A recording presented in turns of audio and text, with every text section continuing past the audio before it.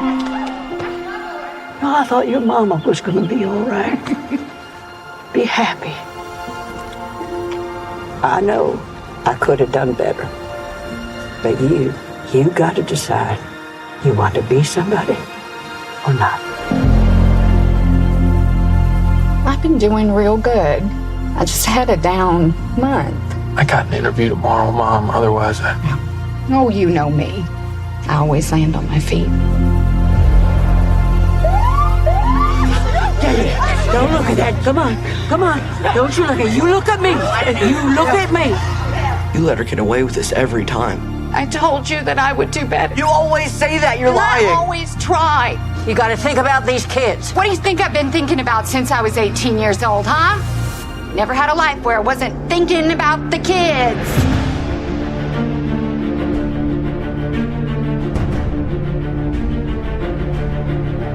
Happy Thanksgiving, America! I know we have listeners from all around the globe, but this episode may take on a decidedly American flavor. And as for the concept of whether that's fortunate or unfortunate, we plan to explore it right here on the Film Board from the next reel on True Story FM. We spoil movies. And this month, we are marking our deeply American holiday with a road trip deep into J.D. Vance's Appalachia with Hillbilly Elegy on Netflix. Vance is a former Marine that went to Yale and became a lawyer, and he wrote this memoir about the drama of his life connected to Middle America.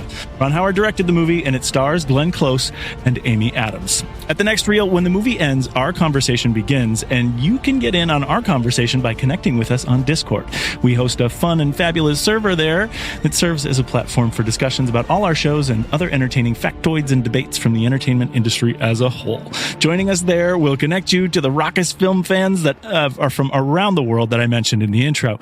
Check out all the details at truestory.fm. You'll find information about all the shows in the network and gain entry to the next Reel family of film podcasts. Okay, to dig into this reflective poem, that's the definition of elegy, right? Reflective poem.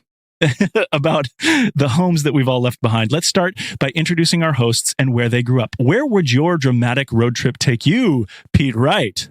Well, JJ, my people are. I was born in Jenks, Oklahoma, and I lived up in Stillwater for some time. There is a very good chance that I'm going to do the whole show like this right now, and it's going to be something else. I cannot. Could you give me a percentage on that chance? You said very good. As of right now, we're leaning hard into 100% country. All right. All right. So Oklahoma, that's great. And that's a big road trip from where you are now. So that would be a very interesting, reflective poem, elegy as it is. How about you, Ray Delancey? Where are you from? I'm from a little town called Leechburg, Pennsylvania. It's a town no one's ever heard of. It's a small steel town. Not unlike the town in the movie. I don't know if that's good or bad. But well, that's a perspective. I think that's You're living your truth, Ray. That's right. And you say town that no one's ever heard of. Is it still around, or is it still around? How many people about, do you think? I don't know how many people, but Small. I'll tell you one thing. You can drive around the perimeter of the town in 10 minutes or less. That is small. I should have learned that about my town. How long does it take? That we should measure all towns like that now.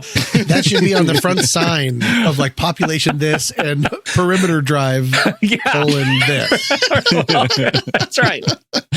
Well, tonight we're putting it on the map, right? That's what we're doing here. Yeah. I love it. And how about you, Tommy Handsome? Where's your road trip go to? I was born in a holler called Washington, D.C., and that's true. And then I moved we lived in Vienna, Virginia until fourth grade. Then I moved to Boulder, Colorado. Sure. And I am not represented in Hillbilly. You know what's funny? When you said, how did you define elegy? A reflective poem, but usually in regards to death or some sort of melancholy thing. Right. Well, this is the first time that I've realized that it's elegy and not eulogy. I've been saying eulogy, which still kind of works in a bit, but I've been personally thinking eulogy. It's almost like like a requiem for the lifestyle. So it still kind of works. Sure. But this is the first time that I'm realizing that elegy is a different word than eulogy. So I should definitely be a host of something. Well, I think they're somewhat synonyms with some sort of semantic artistic differences, right? I would think so. Yeah. That makes sense. Yeah, I am JJ. I'm mostly from around the suburbs of Minneapolis, Minnesota, and I don't know if Vance thought of his story as particularly American or unique to him in particular, but that's why the memoir, I think the personal nature of this story is really what formatted my experience in viewing it. I had a tough time feeling objective watching the movie because I felt like I was viewing someone's life, and I didn't know if I could really think about it as a film. So I want to talk about that a little bit today, and maybe that's a good thing in a movie like this, and maybe it's a bad thing. It depends on how you're looking at it. But I'm not really sure. So I'm really excited to hear all of your thoughts about it. So Tommy, in terms of Hillbilly Elegy, what were your initial thoughts of the film? You want me to say it in Hillbilly Elegy? I just want to keep using different phrasing. I know that this movie is controversial for certain things. I know that at one point it was running the risk of speaking for all of people from Appalachia. The only thing for me that was controversial about this movie was how much talent went to so much waste, to be honest. I had a lot of trouble with this movie. I just think it's poorly made. I think it's poorly paced. I think it has some outstanding acting matched with some horrible casting. I don't know who the movie is for. I don't know who I'm supposed to root for. And I'm a really big fan of non-linear storytelling. And I found the haphazard ways of going back and forth between the present and the past, plus some of the worst voiceover narration that I've heard in a long time. This film, for me, is just a plain old misfire. That a movie where there's so much yelling, I've never been at times more bored and more exhausted. So this was weird. This was a really weird watch for me. Okay, interesting. Yeah, all those things I think will come into play. And I like that you're really focusing on the film, because this is something we'll talk about later too. Some of the criticism, and Pete brought this up when we were talking in the green room earlier, that some of the criticism really seems to be pointed at stuff that doesn't have to do with the movie. Even though people are angry about it, they're talking about something greater that isn't necessarily expressed in this film. So I think all your points are well taken, and I'm excited to talk about them further. How about you, Ray? How did the movie hit you? I think there are some things about this movie that are important to address. You know, I mean, drug use has been addressed by everybody's movie, but I think it also addresses poor neighborhoods and, you know, the hurdles you have to get through and stuff like that. But it doesn't quite hit the mark for me. I don't hate the film, but I definitely don't think it's good. I think in the movie, Glenn Close says you could be a good Terminator, a bad Terminator, or a neutral. And I think this one is going between a bad and a neutral. Can you be a C- Terminator? Yeah, well, that makes sense too. I thought that was an interesting callback. They really focused on that as a philosophy of the film. I wonder if that actually played into J.D. Vance's lifetime growing up, how important Terminator and its ethos was in his growth as a child. Okay, Pete, what were your thoughts about Hillbilly Elegy?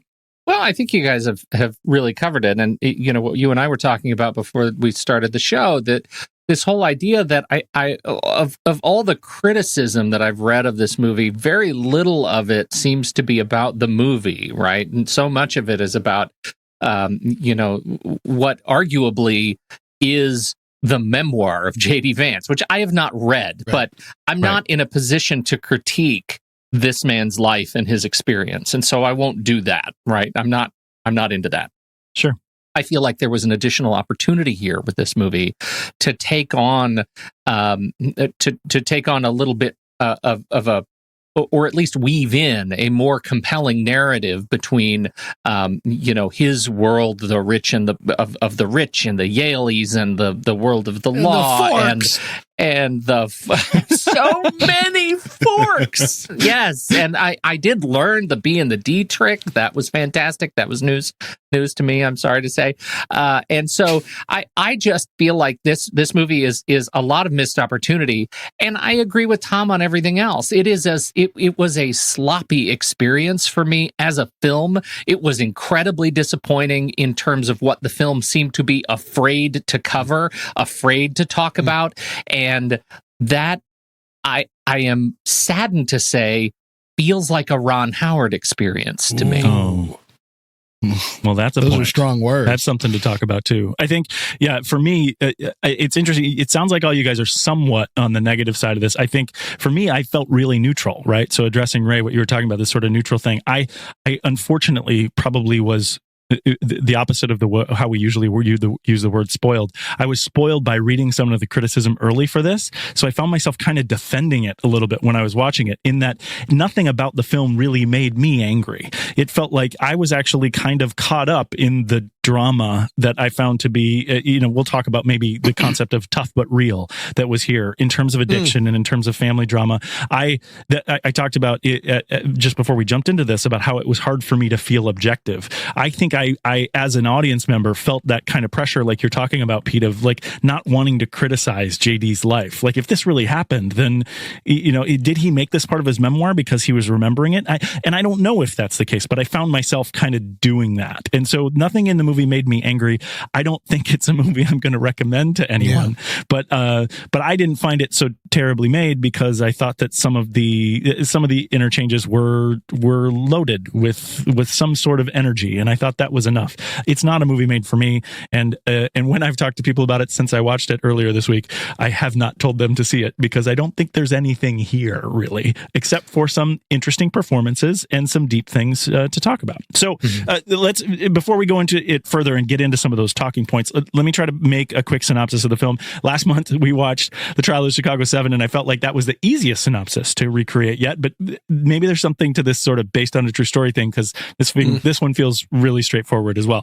JD Vance, this is his memoir. He's a law student who seems to be in a battle with himself, choosing between embracing his roots and leaving them behind. To quote a great Ben Folds song, a redneck past that's nipping at his heels. Now, I say a battle because he takes great offense to that particular derogatory term. And then we, as the audience, kind of wander through the intercuts of Vance's troubled past with the ongoing crises in his present, about the depth of his connection to the old and how it will influence, support, or even destroy his future. He's back in his hometown to manage his addicted mother after an overdose, and he's forced to reflect on it all to make a pivotal decision about what to do next.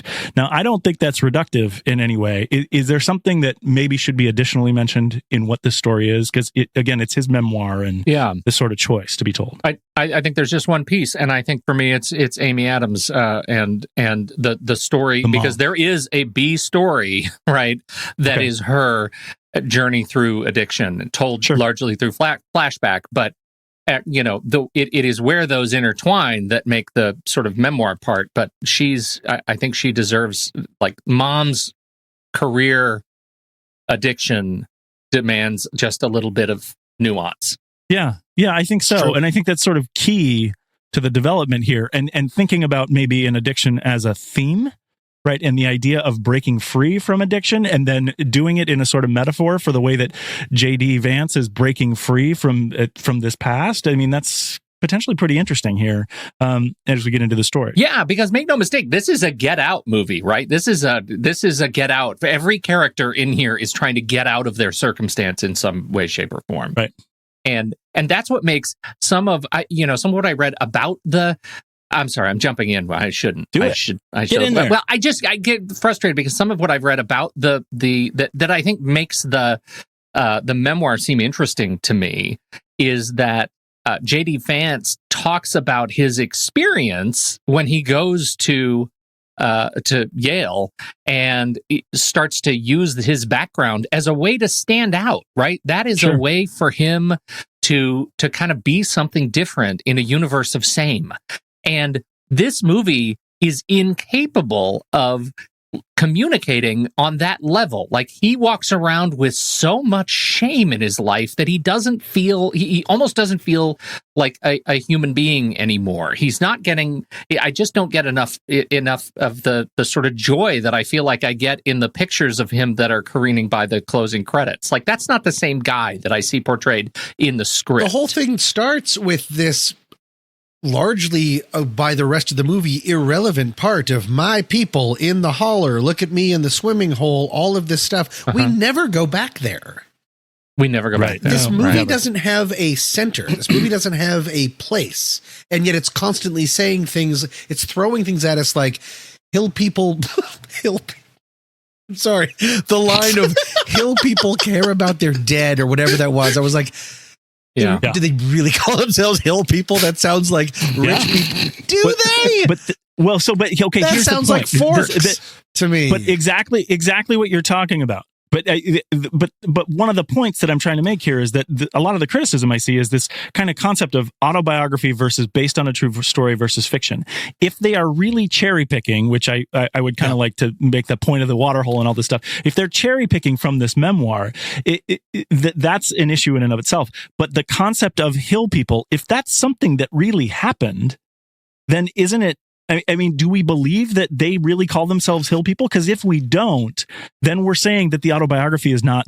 I guess what I'm saying is, do we believe that it was the best use of film time to go back during the drive to the funeral and have the blatant thing of what are they doing there?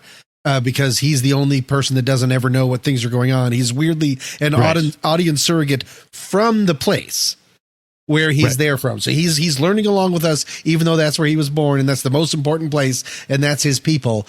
That then she would say, it's hill people. We believe in blank. Start any of that. I don't know. It's not good writing. Well, that's why it feels like it's cherry picking, right? Because this idea, and the cherry picking I feel like feels the filmmakers, exploitative. Maybe that's the point that I'm maybe trying to scratch at, and I apologize, I didn't mean to. But like, I bet Foster, because I live alone. I bet Foster. I was like, what's the over? Like, when will we see the first broken down car on a lawn? Yeah, because that's shorthand for, and it was. Like the H in Hillbilly came up on the screen and they were like, look at that car. It sucks. So I was like, that just feels exploitative to me. It feels like it's all like the credit cards that don't work. I don't know how forks work. It's shorthand for poverty. I guess. Yes, it is. And again, I feel like potentially we're cherry picking the memoir, right? Because the point is, if J.D. Vance told that story, he, in some respect, feels that that's important in his life, right? And this is where I kind of found myself trying to feel objective to it, in that this is his memoir and he wrote the screenplay too, right? No. Alongside Vanessa Taylor. Okay, got it. Right? I mean, they're both listed as credited. So maybe Vanessa Taylor did all of it. But the point is, it feels like the events and maybe some of the through lines and some of the concepts are cherry picked from the memoir. But if they change the dialogue or if they change the names or those kind of things, doesn't that seem like, I mean, that makes it not real? Oh, I don't know. Where does that come in? The point is, like the hill people or the forks, right? Let's focus on the forks thing to move on to a different concept. If he at Yale didn't have that episode where he got so flustered by the forks that he needed to call his girlfriend and get the B&D thing, and all those kind of things.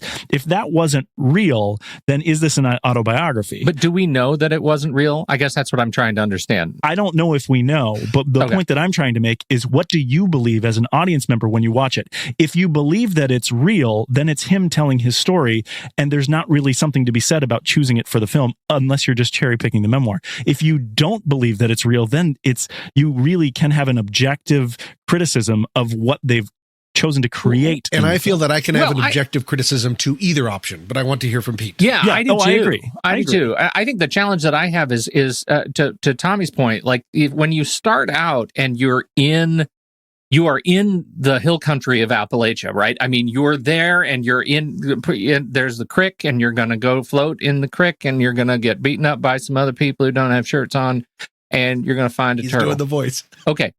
So all of those things 91% now are all of those things are happening. But why? Right. Because this story is called Hillbilly Elegy and they have to show some, and I'm saying heavily in air quotes, hillbillies.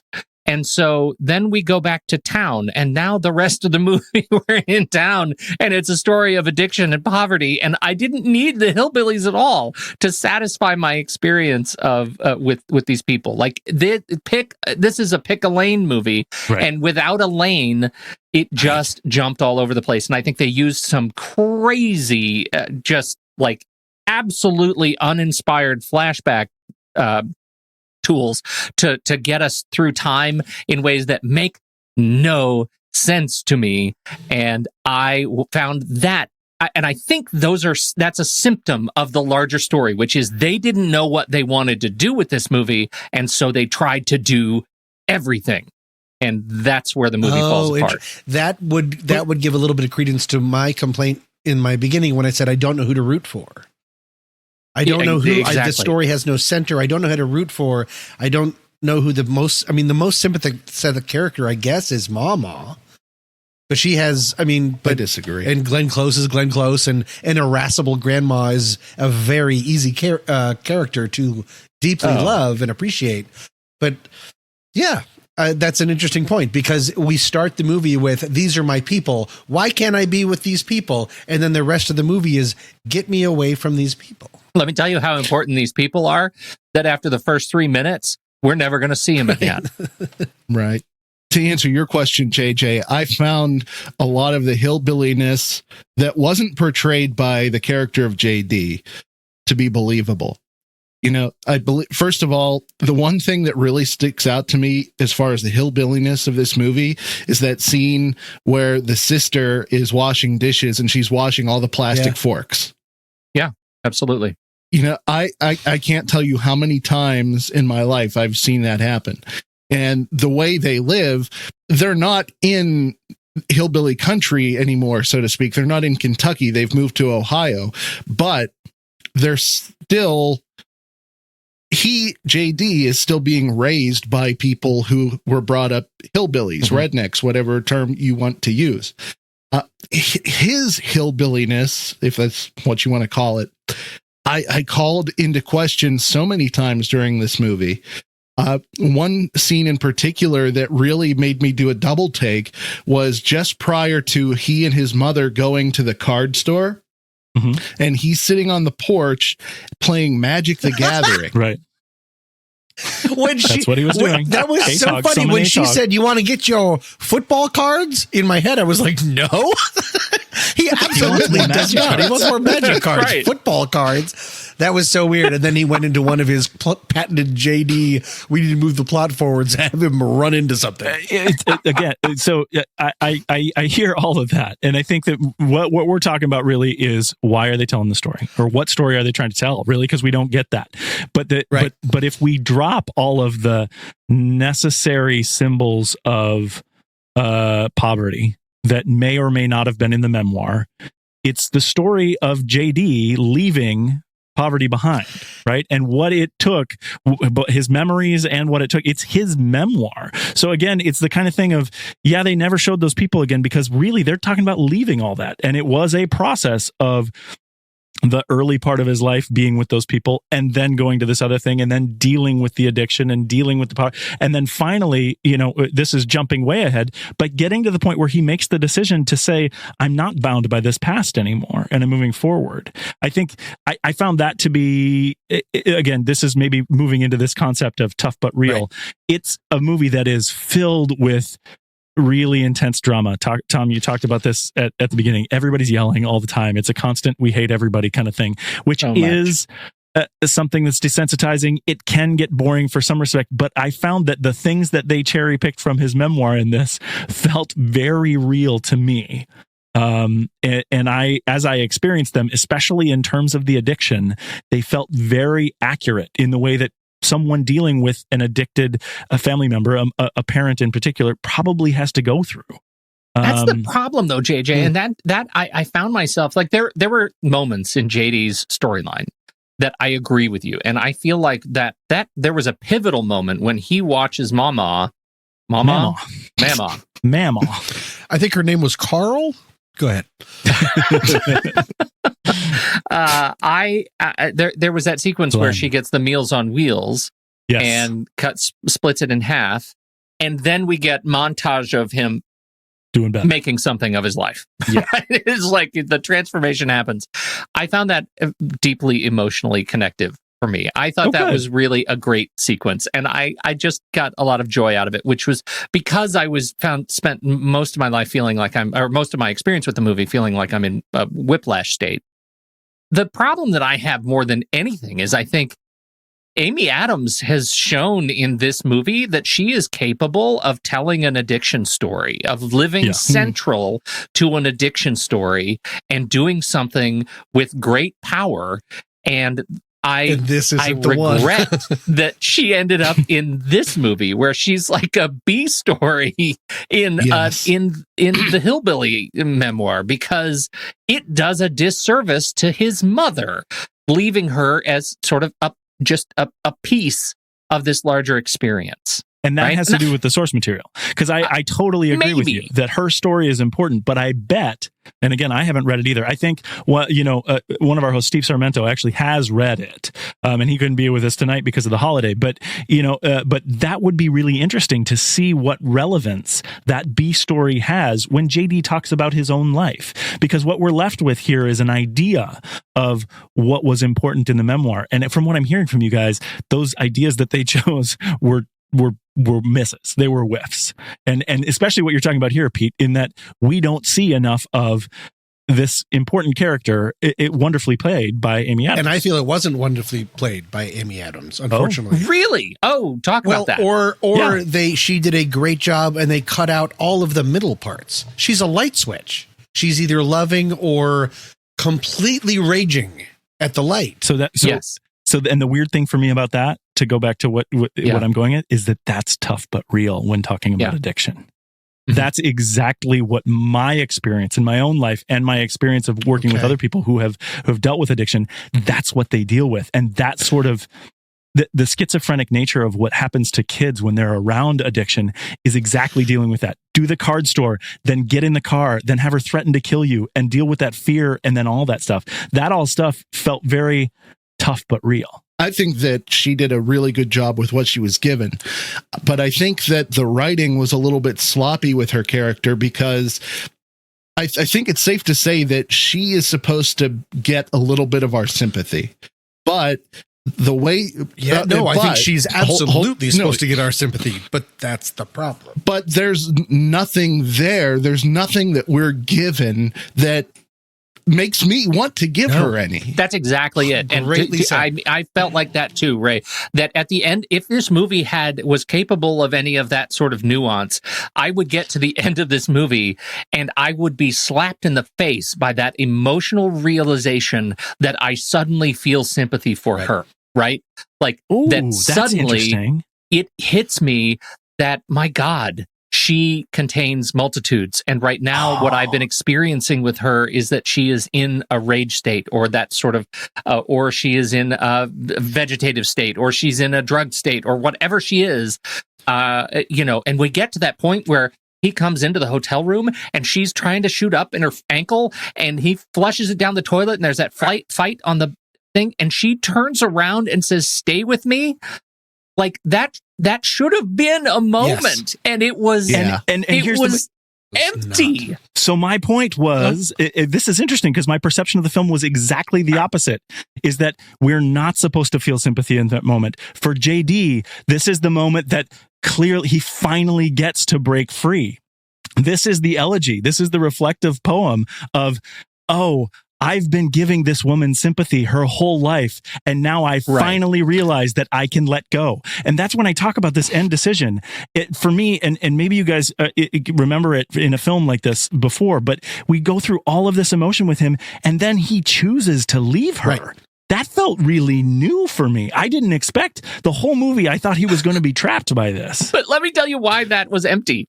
Okay. And I felt that. I actually did, because this is the collision of their two storylines, right? Yeah, where he has to finally say at some point, "You can't define my future anymore."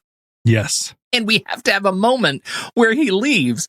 But the problem is, this thing was so sloppy, we never get a minute where she actually has to experience being alone. He walks out the door and his sister's already there. I was surprised about that too. She's already there.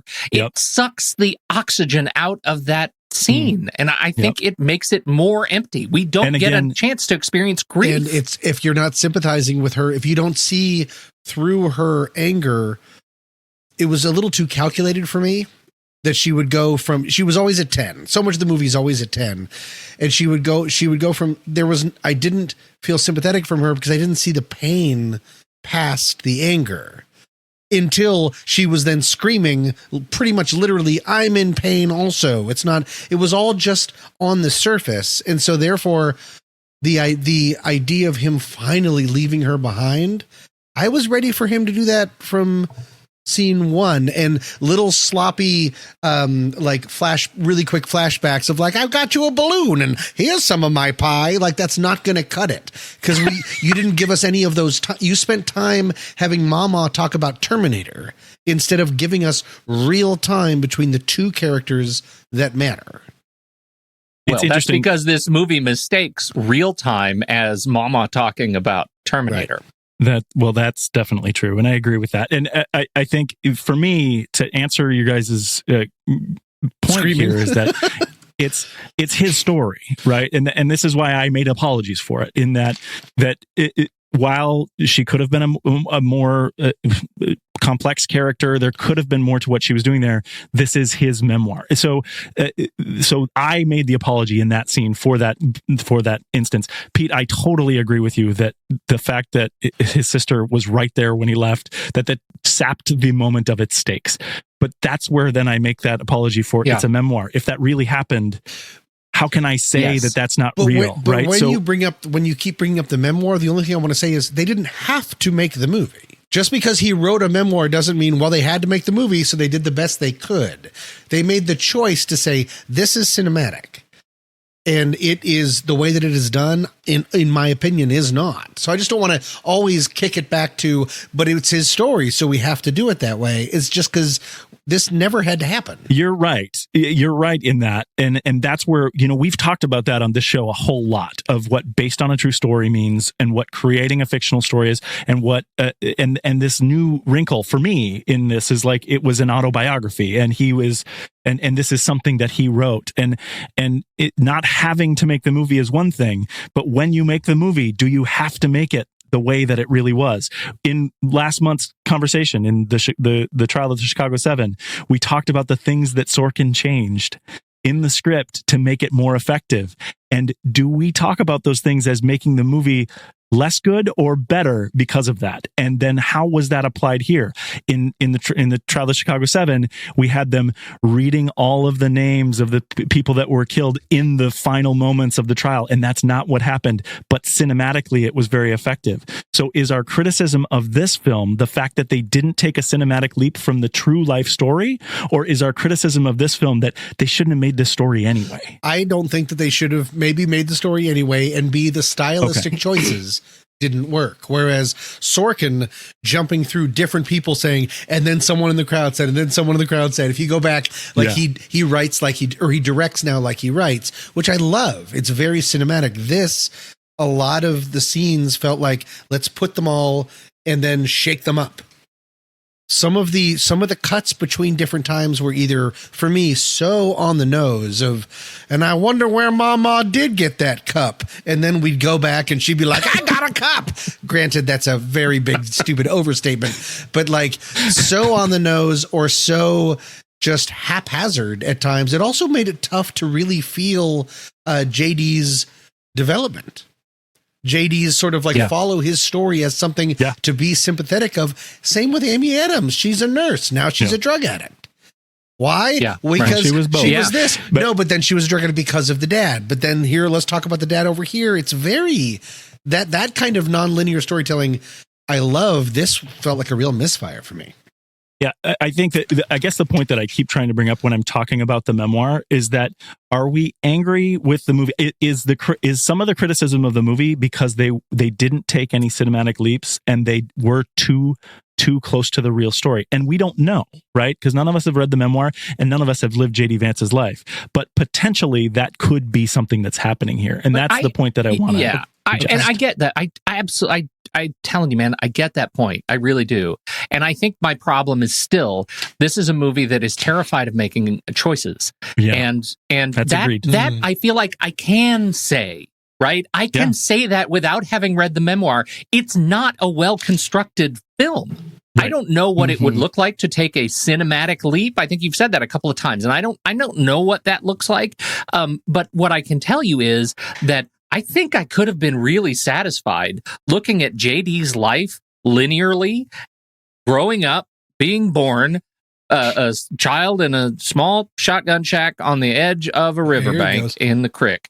And then show me getting through school, show me that transformation. You could even show me going to serve our country, right? Let's go. They tease the military experience. Tell me his story all the way to graduating law school. And you could even make all the other stuff even less of a big deal than they tried to make it. Show me his story. Or show me Amy Adams' story and make this an addiction story, right? That's a great cinematic leap. Who are we rooting for? That's a great cinematic. Who are we rooting for? There is no one to root for in this movie. There is no one. So I definitely agree with you with that. One of the things that you said earlier, Pete, that I want to this is a time that would make sense to talk about it, is you said that you're kind of getting the sense that this is what Ron Howard does, right? And when you say this is a movie that doesn't make any choices, is that the connective tissue between those two statements? Or is there something else when you talk about Ron Howard's direction and what you're seeing in this film? Yeah, I don't know. Is that fair? I just feel like I look at this movie and I look at, the Dan Brown movies, and I look at better not say Backdraft. In the Heart of the Sea. We just did In the Heart of the Sea. My God, like, this is not Frost Nixon. Right. And I don't know if it was like when you talk about true stories, telling true stories. Frost Nixon for me was a capable, delightful experience. I really enjoyed my time with that movie. Where is that Ron Howard? Right. Where is that guy? We've had a bunch of people in the community talking about Rush recently. Like, where is that Ron Howard? Because this utility player, this guy who is brought in by the studio to fix problems, is not the Ron Howard that I show up to see. This is a guy who makes cashew vanilla lattes, and I'm tired of it. Like, I'm tired of it. And where is Chris Columbus anymore? Like, where is the delight of the first Harry Potter? It's the same thing. It's just like, come on. So, yes, I guess in short, yes. Yeah, I guess that was really in looking at Ron Howard has so many films, right? And we can actually talk about the different colors of Ron Howard in film. You know what? Let me just add to this, because I think this is important. Did you guys watch 8 Days a Week, the touring years, the Beatles documentary he did? No, that sounds amazing. You want to see a guy who has fallen in love with his material in the best possible way? Yeah. Watch that piece. Okay. Watch that. Where's that Ron Howard? Right? Where did he go? Tommy was alluding to Backdraft. Backdraft is one of my first favorite movies of all time. Yeah. And I love the amazing things technically and story-wise and everything in that film. I told you to stay right effing side me, Brian. I love that. It's got some really great and Apollo stuff. 13. Yeah. Yes. I mean, there are classics there. So what... If you're Ron Howard, let's put ourselves in his position here as he does this, and you see this source material, or you get called in by the studio as a utility player, whatever it is. What is Ron Howard's purpose in making this movie? I don't know, but I just realized Clint isn't in this one. Clint Howard, this is the one that, he's not in all of his movies. He's in a lot of them, but he's not in all of them. I felt like I watching The Paper. Oh, you guys remember I have an extraordinarily high opinion of The Paper. I love that movie. It's been a number of years since I've seen it, and I have not seen it since we started doing The Next Reel. And so I may regret this statement, but I feel like Ron Howard then was like on the path of being one of those seminal directors, right? Where everything he could touch would be a slam dunk, like comedic, emotional, heartfelt. He was Rob Reiner, energetic.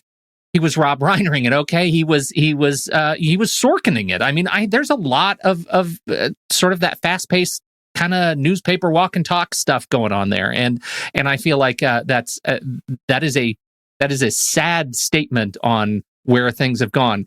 And the fact that maybe Arrested Development has broken him, because whenever the voiceover came on, I heard Ron Howard, and it made the whole movie funny. Yeah, when she's like, I will quit drugs. And then he goes, she doesn't. Like that horrible Arrested Development negation. She didn't. She didn't. I left her in the hotel room alone. Yeah. Yeah. It's tough to think of, we've touched on this in a lot of different ways, and I don't know that we've actually asked the question of why is this story being told, or why is this such a big deal out there for all of these actors to be attached to it, for Ron Howard to be attached to it. And that's why kind of the reason that I would put there. The script was written by Vanessa Taylor, which I wasn't particularly familiar with, but when I went down in her IMDb page, I saw that she wrote The Shape of Water with Guillermo del Toro too. Oh, that's interesting, right? I'm not a fan of that movie, but that movie has very deep characters. That movie has very deep character work, where this movie I don't necessarily think. Must have been Guillermo. Well, the story is from him. She then wrote the screenplay with him. So I think, I mean, it's interesting to see what she as a writer is doing and in sort of creating the screenplay about it. If we talk about the nonlinear storytelling here, that it isn't done to a particular effect other than to connect stories from the past to stories to the future. I mean, it doesn't really look like it's there other than a particular vehicle for telling the story. I wonder if there's the reason that there's all of this time linear and time jumping and stuff goes back to your other question. Why is this story worth being told? And who is this story for? I would like to posit this story is for literally one person, J.D. Vance. He's a terrible hero in the movie, but if you're J.D. Vance, you're the hero of the movie because you both agree that the only thing that matters is family, and then the only thing that matters is leaving family. It's so disjointed and weird that I just don't. Yeah, I think that's one of the big problems. I don't really believe that this movie. The movie is a story about a man with almost no personality doing good. The end. And does he really do good? That you could argue not morally good. I mean, getting out. All he does is escape. He becomes a lawyer and then moves back to Ohio. I don't really understand this. This whole thing seems only important if we're talking about the situation going on in Appalachia or some of America. And yet this movie, to Pete's point, refuses to take anything about the systemic problems that are really happening with poverty. I think that's why we see the criticisms that we do. And right? I think that's why these people joined up. I think that's why we have the A-list, is because there's the thinking that we will tackle this, and it doesn't. This whole movie says bootstraps, and bootstraps is the most reductive way to talk about Appalachia or South or poor parts of America. Yep. It is the dumbest version of the American dream that we keep selling ourselves. So what is the point of the movie? It makes a good point. I think that's key. As I was watching this movie, by the end, I came to the realization that this is the poor man's big fish. Oh, do tell. Wow. And I say that because, first of all, they have very similar story structures. They're both about somebody's child, and they're put in a situation where, as an adult, they're not a big fan of their parents, but they have to go back to where they came from. And during that journey, there are flashbacks. Unlike Big Fish, I found that the actual present day storyline in this movie, I think it's completely pointless. It has no resolution. It doesn't show any of the points that probably should have been shown in their story.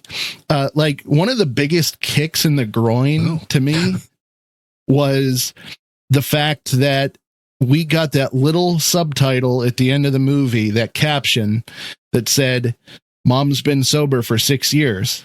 But it never showed her on any path to recovery, or that, she was in any way ready to say, okay, look, I've been doing wrong with this. I've been poisoning my body, poisoning my relationships with my family. I need to get better.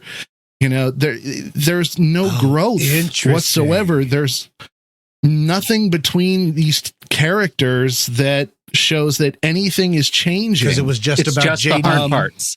Because it's just his story. Yep. But you know what? Okay, I'm glad you said that. Let's take just JD for a minute. You know something that really ticked me off about him in this movie?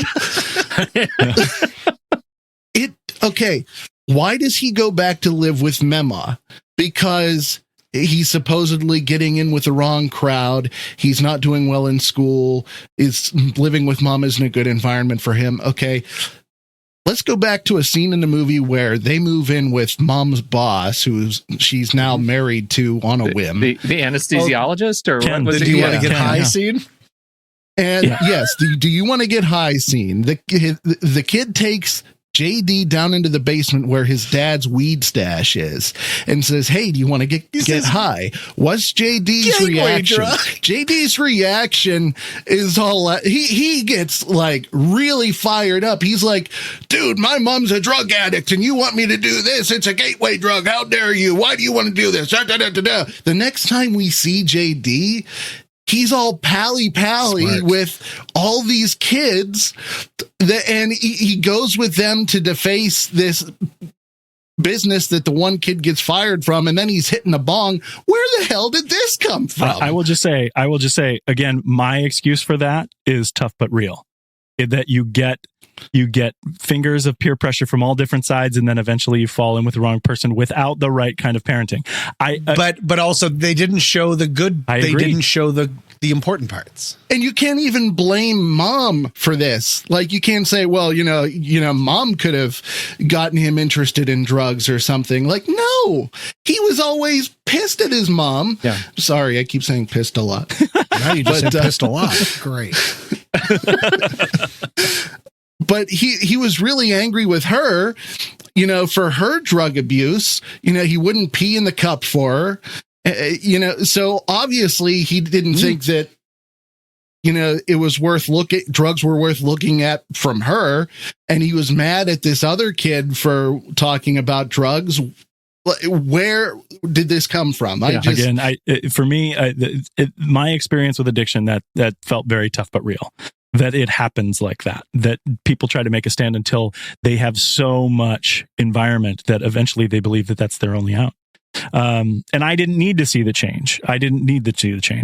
Like that was it. I needed the change. Like, either show me that the son has actually, you know, eventually broken him down and he's palling around with him now, or show me where he broke down and is now okay drinking and doing drugs and stealing his grandma's car. But just that sort of hard cut between the two, it was disjointed, completely disconnected. You're taking the emotional meat out of it, which, JJ, I'm not disagreeing with you that if you have experience with addiction or addiction with people's in families, that it happens that way, that doesn't help me go along for the ride.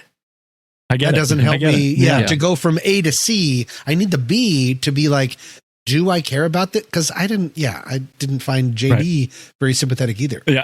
And we could do a scene breakdown on why I felt like that scene with the people in the living room, was that scene, in that he wasn't really participating. He watched the person do the whippet and then all this stuff and wanting to be cool after he had already been seated with this idea that he wasn't cool from not doing that. I mean, they're telling that in the way of the story, but again, it's a leap. And I don't need to defend the story that way. I think your guys' point is well taken. I like what you're saying is that there was some progression, but from I'm not quite fitting into let's steal Mima's car felt like shorthand to me, is all. That's fair. Yep. Yeah. I do want to say, to Ray's point, because he astutely brought up Big Fish. Ray. And that is a movie that I love and is the exemplar for reaching the end of the movie and realizing, oh my God, I now have sympathy for this character that I thought was a wash. And that I realize now is the experience that I wanted. And Ron Howard should have been able to give this to me. With this cast, with these ingredients, he should have been able to give me that feeling. I don't deny that. I am not a big fan of Big Fish, as everyone else is, but I think that a lot of this has to do with your investment in the source material too, right? Yep. So I've ended up, I mean, you've heard from me a lot, this sort of concept of, with my experience and stuff like this, I think if you do have those types of dramatic experiences that are similar to what are in the story, you may make those kind of leaps for them. You mentioned this sort of cast and this sort of A-list that's here. For all of our negativity about it, I thought Glenn Close was pretty special in this movie. I think the movie came alive when she was there. Yeah. JJ, I just want to go on record as saying that I was 100% like you. I went into this movie thinking, I want to like this movie. I want to be this movie's champion, its apologist, but if I was to pick any one good reason to see this, it would be Glenn Close, because I thought that her performance was very well done. Well, and what about the makeup? When you all of a sudden then see the real person in life, like they made a carbon copy, didn't they? Yes, they nailed it. That was crazy. And the lack of any, granted, it's maybe, I don't think that Glenn Close is necessarily looking for Oscar bait, but the lack of vanity in most of the characters is always something to be, not necessarily like, oh, how brave, not to be appreciated for the braveness, but to be appreciated for the, what's the word? Like just the lack of vanity, I guess. I would say commitment to it. I mean, I definitely saw that from everyone here too, is that that you didn't, I didn't see Glenn Close in this role. It was Mama to me for sure. And I love Amy Adams. And I think she's a 10 all the time, whether or not she's acting at a 10 or not. So I was making apologies for her up and down in this movie too. I thought what she delivered for, like you said, Ray, for what she was given, I thought was really special in this movie. I liked her. I would like to hope that there were shades in between the light switches, in between loving and off the rails. And unfortunately, J.D. Wilcox and the editor and Mr. Director maybe just made the wrong choice of picking 10s every time. That's probably fair. Yeah. I do want to shout out. I feel like Gabriel Basso. He was. I like Gabriel Basso. I find him. He was JD. Which the adult JD? The big JD. Yeah. Oh, from the Days of Summer, I like the Knights of Summer. Yeah, Kings of Summer. Love that Kings of Summer. Right, and so I feel like I went into this movie already ready to like him. I like him. He's one of those guys. I feel like I could hang out with that guy. And so I like him in this movie. I also really like Frida Pinto, and I am sad that like we. I don't know. I just feel like there's opportunity to do something with her character that maybe is a little bit more. She kept wanting to do and be more, and they made such a deal out of him pushing her away. And eventually, I was just tired of it. I did adore. Just in terms of the rom-com build-up at the end, I thought the reveal at I'm going to be an hour late. I thought that was so cute. I thought it was really cute. That was they are so adorable together. I thought they were a great couple. They were a great couple. Yeah, those little moments are redeeming to otherwise if it were sloppy a fiction production. And not an autobiography. Pete, your point of her wanting to get involved. Why don't you bring Mom? Why don't you just put her in the car and bring her there? Yeah. Right. Yeah. I mean, like, right. Also, JD, everything that JD accomplished could have been done with phone calls. Literally, if you break it down, everything could have been done from phone calls. He didn't have to miss anything. He didn't do anything other than just yell at people. Indy didn't have to go into the cave at all, Tom, but he still did because he's brave. Good point. Speaking of another sort of A-list thing on here, I don't know her name, but in looking at what she's done on cinematography here, you have Maris Alberti, also cinematographer from Creed, the wrestler, and right. Happiness. Oh wow, those are is it a great female DP? I don't know that name. Yeah, French. Oh, that's very rare. Female DPs are to be treasured. And we learned that from 30 Nights. Kings. That's awesome. And I really liked the camera work on this movie. I thought it was really great. I am a big fan of the sort of emotional trick of giving me a very small sneak in when we have a two-shot conversation as we're getting into drama and the Mickey Rooney, the quiet times, and she did it in a really wonderful way, and I loved it. I loved everything that we saw from the camera in this movie. Maybe it speaks to direction and where they put us. I think there's a lot of room to explore with the camera more than they did here. And I thought I was going to get that with our introduction to the country, and it didn't make good on that personality, not the way I hoped. And now you said you knew her. It sounded like you knew how to pronounce her name. I didn't know how to pronounce her name. Did you say Maryse? No, I thought it was Maryse Alberti. Maryse, that sounds right. Yeah. That sounds French. Maryse Alberti, and I think it's fair. I just wanted to say her name right.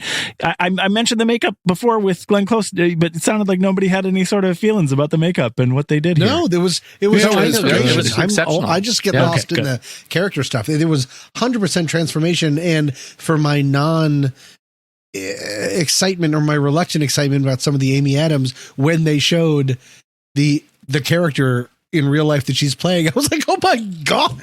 Like, they really did cast people that looked like the people. Exactly. Yeah. In ways. Yeah. Great canvas. Yeah. Which is phenomenal. I have a question for Pete real quick. Pete, did you recognize the actor who played Papa? Was it you, Ray? That was Bo Hopkins. He was in Tentacles. And he was in Tentacles. That's right. He's been in like 1,000 things. He's been in so much stuff. But the fact that we just talked about that movie, yes, that's a good call. That is a good pick. Yeah. But you didn't recognize him, though. You're saying not until we were looking at the credits after the movie was over. I couldn't pick it. Did you know, Ray? Did you see him and know immediately? No, I'm a loser too. Yikes, that's how we're defining losers? I am in trouble. Yeah.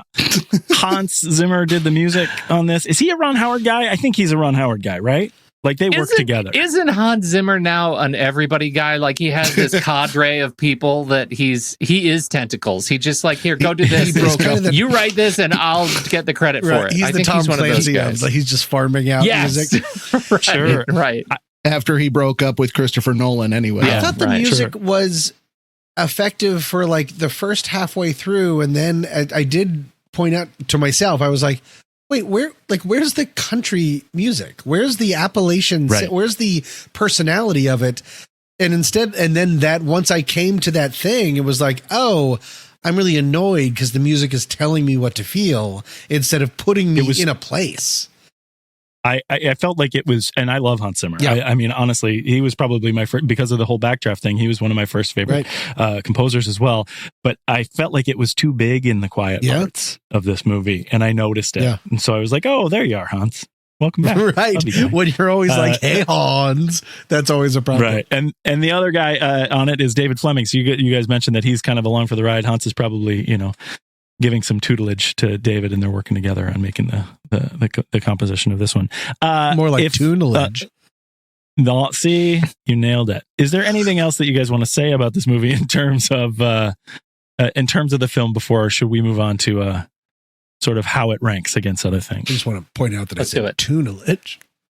I heard it. I know you did. No, I think this movie, there is a good version of, I'm not sure that there's a good version of this movie in that I don't know if this story necessarily needs to be told cinematically. I think that there are better versions. Off the top of my head, Winterbone. The idea of these, like, looking into these kind of communities. It doesn't have to be, one movie doesn't have to speak for all, one book doesn't have to speak for all, but to make a movie like this with all of these huge actors and a huge director, which is really just becomes a reductive bootstrap story, unfortunately for me, it ends up feeling a little exploitative of what's the point. Sure. And when you go past exploitative, you start to trend in poverty porn. You start to look in, when I said in the first 32 seconds, we saw the first broken down car. And then 45 seconds after that, the word holler and swimming hole. It feels a little bit like Hollywood is pointing at the other. And without a stronger story, if he ended up being more than just a law person, I mean, okay, great. But I don't know if the story necessarily shouldn't be always about getting out. The story could be about like appreciating that culture. Again, and I think what we've talked about in terms of the opportunities missed in telling the story is that they really focused on just telling his story, which is probably following the memoir. And I think the biggest point well taken in that is, does his story need to be told? These other stories are begging to be told. Yeah. And this movie didn't pay attention to those stories. One thing I kept thinking, isn't he a little young to have written a memoir? Oh, is that a little early for the curtain call? Yeah, right. I'm not saying that he hasn't gone through a lot up to this point in his life or anything, and I'm not trying to minimize, what he's gone through. I don't know. It just seems. I got a passage. We're going to talk about how it ranked, but there was one review that I feel like ranked particularly well for me. Can I read a couple of sentences? Please Anybody do. mind if I bring somebody else in? This is from David Ehrlich. Vance's timely Hillbilly Elegy, a memoir of a family and culture in crisis, became a bipartisan bestseller for obvious reasons. It lent conservatives the moral cover that some of them needed to support Trump, and offered "I would have voted for Obama a third time" liberals the performative satisfaction of making a good faith effort to understand how anyone could. Here was a book that tapped into failings on both sides of the aisle to paint a mutually agreeable picture of the forgotten people in the middle of the country, a Randian self-portrait of a poor Ohio kid with Appalachian blood who pulled himself up by the bootstraps, defied the gravity of the learned helplessness that he saw in the people around him, and fulfilled the American dream of going to Yale Law before launching a Tolkien-inspired venture capital fund with Hall of Fame bloodsucker Peter Thiel.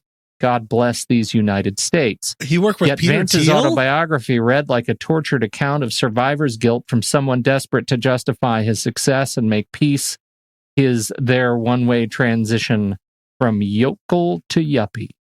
Vance wrote about the rot in his family tree, as well as the oxygen it gave him, with vivid clarity. But it was the culture in crisis part of the book's subtitle that sparked a forest fire in the hot take industrial complex. This was not that movie. No. I have lots of opinions to share about Peter Thiel and about kind of lots.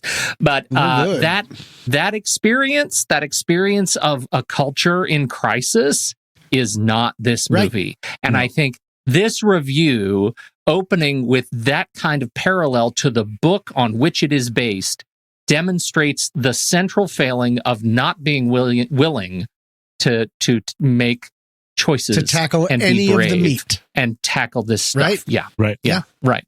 Which welcome to Green Book 2, everybody. Hillbilly Elegy. It really does. It does feel like Green Book, but I actually think this is a better movie than Green Book. Okay. I didn't have to rank them against each other, but I think this is better than Green Book. Okay.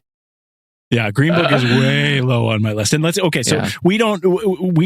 have something planned for December here where we're going to talk about all the 2020 movies in Flickchart, because we haven't had an ability where everyone on the film board has seen them all. But we do have all the movies that we ranked before we got to this sort of mess of a year that we've talked about on the show over at flickchart.com/TNR film board. Flickchart is this really cool site where you can create a tournament style stack ranking of your favorite movie preferences. So check it out and find out how your film favorites fare against ours. What we're doing in the interim here is talking about how it worked for me as we got through until we get to this grand, it's not even a re-ranking, it's a first ranking of all these things that we do on Flickchart. We're going to announce this here in December coming up, but my Flickchart path, and I think this is going to be great for us to talk about because I had such a different view of this film than you guys.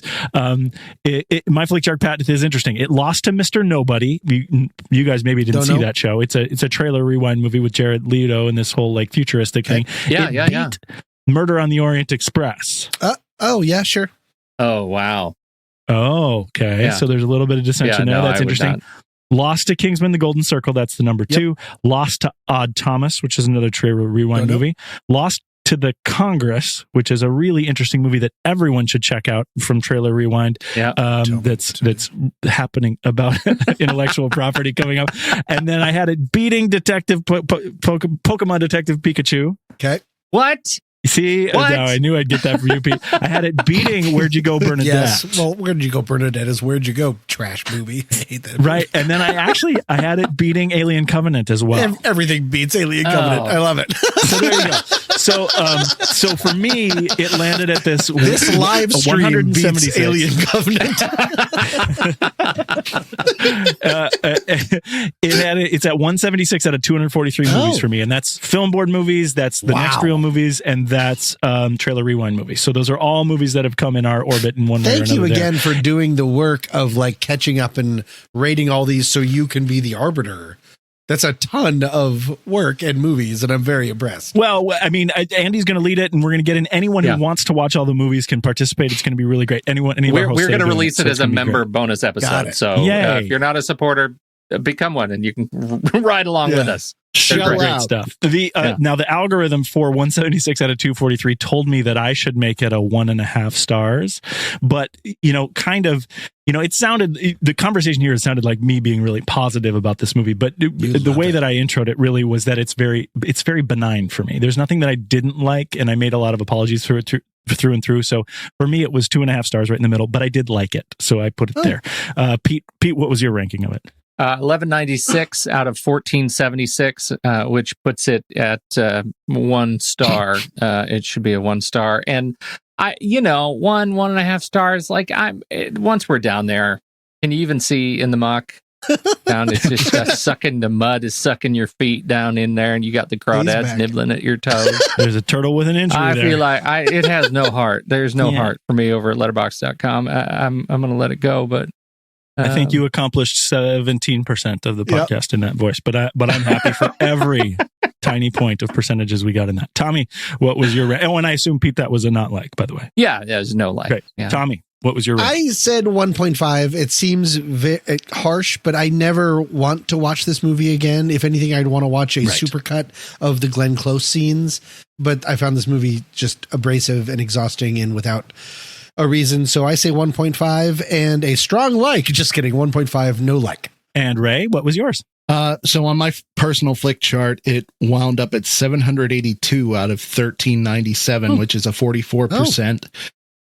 Initially, I was tempted to give it 2.5 stars, but the more I thought about it, the more frustrated I got. So I give it 2 stars, no like. Yeah, and with the math on that, we're in a really weird spot of 1.875. That, I don't think we round up to 2 on that. I think we're probably rounding down somewhere in that range. But yeah, I think, based on our conversation, that kind of sounds where we all sit with that movie, which is I think the math, again, I don't think the rounding is right, but I do think all of our rankings make sense, or our ratings there. So where are we going from here? Next month, we're going to do a number of things. We talked about that sort of film board thing that we're going to give as a member bonus episode. You can look for that, and we will be talking about that on Discord as well. Next week, coming up right away next week, we're jumping in right away with another Netflix release from David Fincher this time. It's Mank, about the life of Herman J. Mankiewicz in 1930s Hollywood as he struggles to finish the screenplay for Citizen Kane, which I think, it's kind of too interesting to pass up right now, right? I mean, I'm kind of hoping it's like movie, David Fincher writing Barton Fink. Like, because I'm like cool. horribly obsessed with the idea of like having trouble finishing a script, and then also making Hollywood bigger than life. Love it. And it's black and white too, right? Apparently it's black and white and extremely stylized. This might be the first time we've done a black and white film on the film board. Pete, can you think of a time when we may have not done film board? I don't think so. I'd have to look at the list. It's actually really cool too, because they shot it on 8K black and white 8K red sensors. Cool. And so it's got the frames are luscious. That's going to be awesome. And there also is a little Christmas gift for some people out there in the world, in that Wonder Woman 1984 has been announced to be released to HBO Max and in some theaters too, right around Christmas. Actually, Christmas Day. is that right, Pete? Is that the 25th That's and we've talked about doing an additional episode this month in December, because that is kind of, other than Tenet, probably the next big blockbuster movie that's a pandemic release. So we're planning on, for the folks that can view that one, going to talk about that on the film board as well. So lots of new fun stuff planned for the film board, and it all gets started next month on the main show. On the next reel, you guys are in the Underworld series right now, right? That kicks off. So this week, we're kicking off the Underworld series. Awesome. It's mostly because Kate Beckinsale trends high on Instagram. So I don't know. I wonder why. We posted a picture of another movie we were doing, and it blew up. And we thought, hey, you know what we should do? Vampires and werewolves. That'd be awesome. So we're doing the whole series. That'll ride out through the end of the year. And so we're very excited about it. Also, don't want to forget the Steve and has done the round robin this season season for Trailer Rewind, Les Miserables, the 2019 film, lovingly handcrafted by our very own Ray Delancey as producer on the Trailer Rewind this season. A great show that drops this week too. So as you're listening to this, make sure you update those feeds. That's great. Can I have one more thing? Can I say one more thing? Do. Yes. We have a lot of shows that we do on the Next Reel, and up until very, very recently, you have had to subscribe to the Next Reel, and then you get all of them, and they come one a day, and it's just a lot. And I get it. There's got to be an easier way. Tom, I'm so glad you asked. Now, if you are so interested, you can actually go and subscribe to every one of the Next Reel shows in separate feeds. Search your podcast app of choice, and you can subscribe to the Next Reel main show with me and Andy. You can subscribe to the Film Board separately. You can subscribe to Taylor Rewind. You can subscribe to... you can't subscribe to Wait, Hear Me Out, because Tom has only done 2. Everyone says he shouldn't have made Godfather 3. That's what the Francis and the Satmat, especially. This is the big surprise. So the Saturday matinee. I'm not even listening to you right now. The Saturday matinee I separated that out, and it blew up. It turns out everybody wanted to subscribe to that show separately. So, if you're interested, take a look. Well, that's awesome. And I mentioned it a little in the show open. A great way to kind of sort all this out and have conversations about this is to keep up with us on Discord. You can come find us at truestory.fm, and we'll get you onto the server to discuss all the remarkable things throughout the entertainment universe. Come join the fun and interact with us on the internet as well as in your podcast feed. It's the future. That's where we'll keep the conversation going. But for this one, say goodnight, Pete Wright. Good night, JJ. Thanks for hanging out, Ray Delancey. There's nothing more important than family. And you guys are my family. And see you later, Tommy Handsome. Good night, Down Under. Did I get the wrong? At the Next Reel. I got the wrong one. Damn. At the Next Reel, when the movie ends, our conversation begins. Till next.